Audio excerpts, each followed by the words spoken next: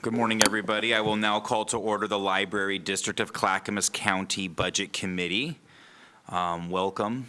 And will the members of the committee please introduce themselves? We will start here. Good morning. I'm Commissioner Mark Shaw. Ben West, Acting Vice Chair and County Commissioner. Martha Schrader, Clackamas County Commissioner. Paul Savas, Clackamas County Commissioner. Caroline Chemnitzer. Tammy Stemple. Al Mateko. And Mark Osland. Thank you, everybody. And now I will open the floor for chair nominations.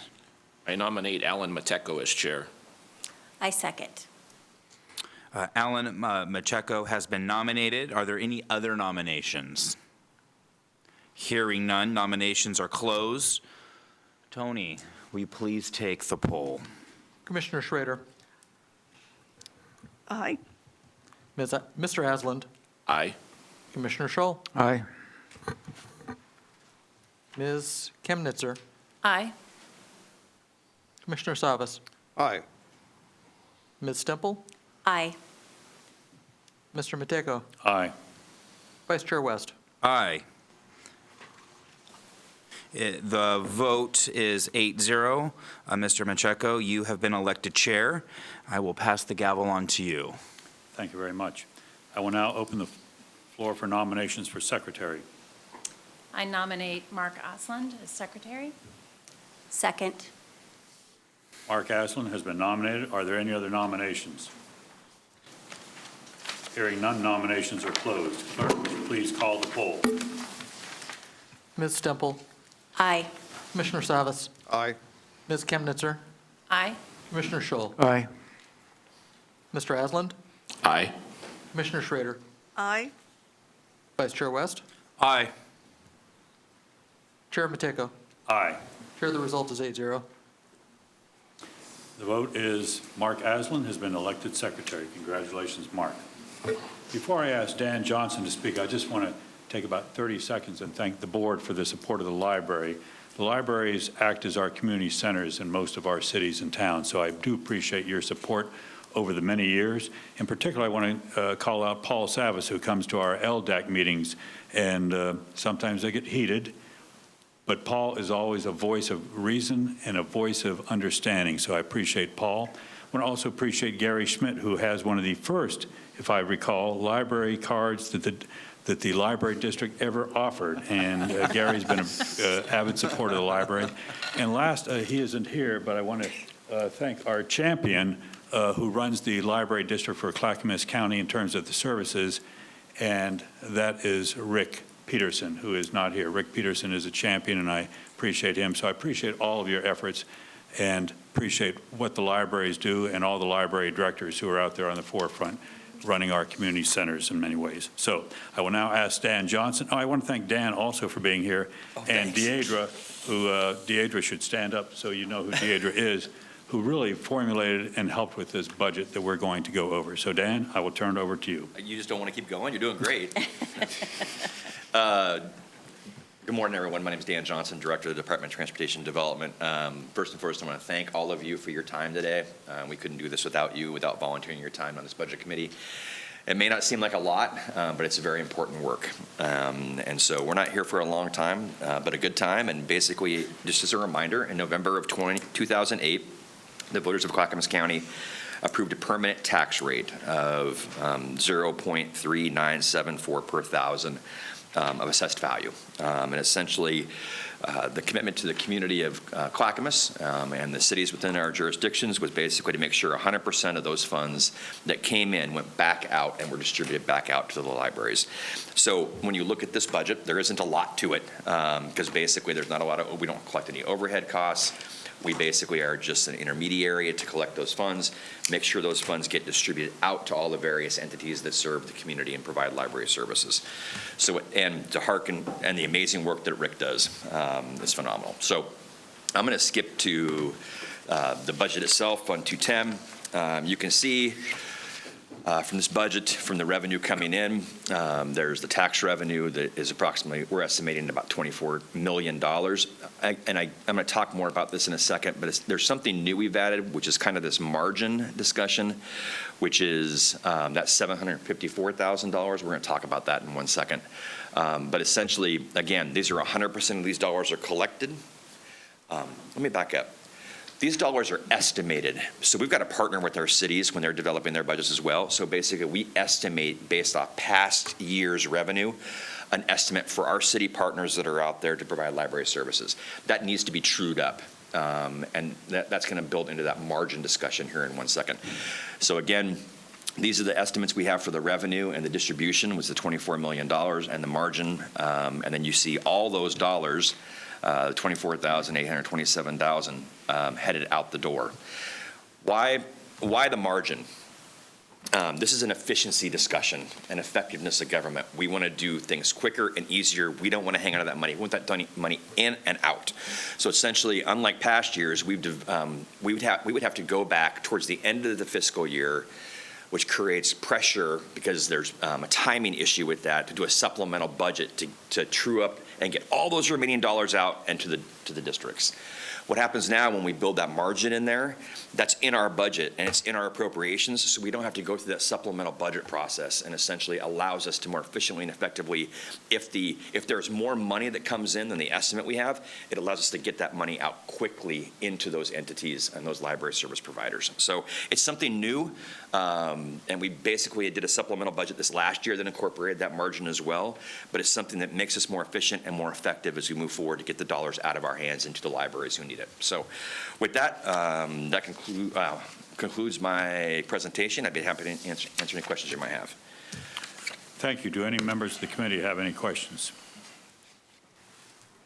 Mr. Johnson, on that is that 754,000 all just a margin? Or is there other things that is that just 3% of the taxes, or are there other items included in that? If you look at the budget message, essentially it includes the interest and the miscellaneous that's in there. So we take every amount that's there. Historically, if you look at past years, that number has been like $30,000 or $20,000. There's interest in there as revenue. That again, we push out, we don't keep. This just expands that a little bit greater, so we don't have to do a full supplemental at a later date. Got you. Thank you. Commissioner Scholl? I have a question too. Yes, my question has to do with the percent of total distribution based on the master IGA. It says it's verified every 10 years, and the last census update was 2020. Are we convinced that that's accurate? Those census numbers are accurate, reflecting just percent of the total distribution? Yes, we go off the best available information we have, and that's the census data that we review. Okay. And I think we're getting that data from the PSU assessment, right? Yeah, the annual true up and an assessment comes from PSU as well. Okay, thank you. Commissioner Schrader, you had a question? Yeah, I was looking at Sandy and Hoodland. So are those dollars directly Can't hear you. allocated to each entity? Are those dollars essentially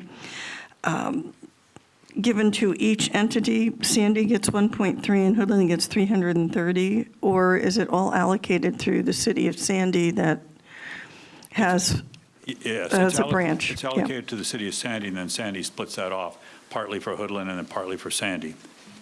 Okay, that's what Yeah, that we was have my a question. cooperative agreement between those entities. Right, how is that cooperative agreement going? To the best of our knowledge, well. I mean, they've been Okay. supporting one another. It's going well. In fact, the city of Sandy has also kicked in extra dollars to help the Sandy Library out as well. Okay, okay, and the city council there is on board with that Yes. consistently? Okay, thank you. Commissioner West? Along the lines of the same questioning from Commissioner Schrader, how long or how far out is the funding from the city of Sandy being committed?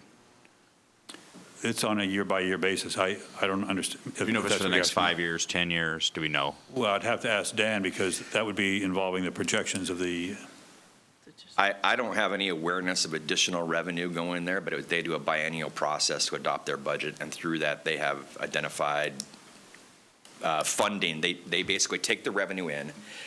This is our revenue we're giving the city. Part of it is. So it's revenue in. How they work to expend that out is a part of the city's budget process. And I couldn't tell, I'm not as familiar with it as you are, but about how much additional funding is there, but it is done on a 2-year basis. Commissioner Savas may have more information regarding that. I don't know. I'm just aware that there has been some conversations around stabilizing some of the funding for that library, and that library.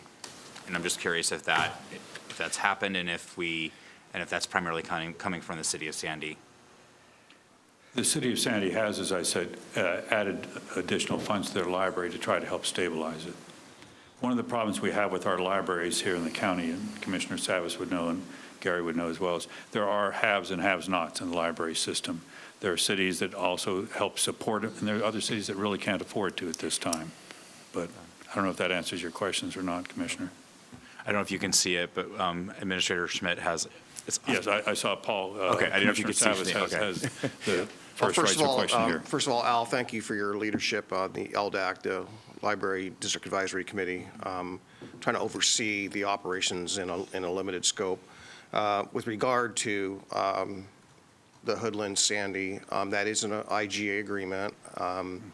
And when we last looked at the budget for Hoodland, they had adequate funds to absorb any kind of increases, whether it be rent or whatnot. So there's at least a few years, I think, of reserves minimum. And of course, it's subject to change based on, again, population numbers and where that is.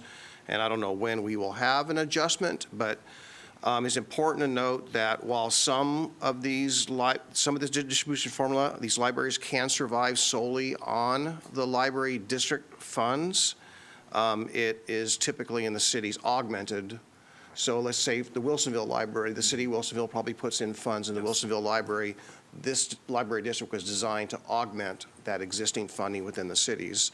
While some can, again, survive solely on the library district revenue, that's not always the case. But in the sense of Hoodland, there's adequate funds as we looked at the budget last. Gary? There is an ongoing discussion with the Board of County Commissioners, the City of Sandy, and the Hoodland Library folks about funding that library. That's really not the purview of today's discussion, because that funding would not come from this district, should you choose to supplement. That's a discussion for the Board of Commissioners at another time. Thank you. Yeah. Thank you for that clarification. Thank you for the explanation, Gary. Are there other questions? I will now open the public hearing. I will begin with those present in person and then those registered on Zoom. Please state your name and area of residence, and you will have 3 minutes. Anybody here wishes to speak? Do we have anybody on Zoom? Not at this time, Mr. Chair. Okay. Thank you, Tony. Seeing no one who wishes to speak, I will now close the public hearing. Do any committee members have any questions or comments at this time? Hearing nothing further, I will now entertain a motion on the budget. I move that the Library District of Clackamas County Budget Committee approve the budget for fiscal year 24-25 in the amount of $24,827,949 with appropriations of $24,827,949 as presented, and impose the district's maximum permanent tax rate of $0.3974 per 1,000 of assessed value within district boundaries.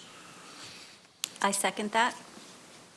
It has been moved and seconded that the Library District of Clackamas County Budget Committee approve the budget for fiscal year 24-25 in the amount of $24,827,949 with appropriations of $24,827,949 as presented with revisions as discussed, and impose the district's maximum permanent tax rate of 39.74 cents per dollar per 1,000 of assessed value within district boundaries.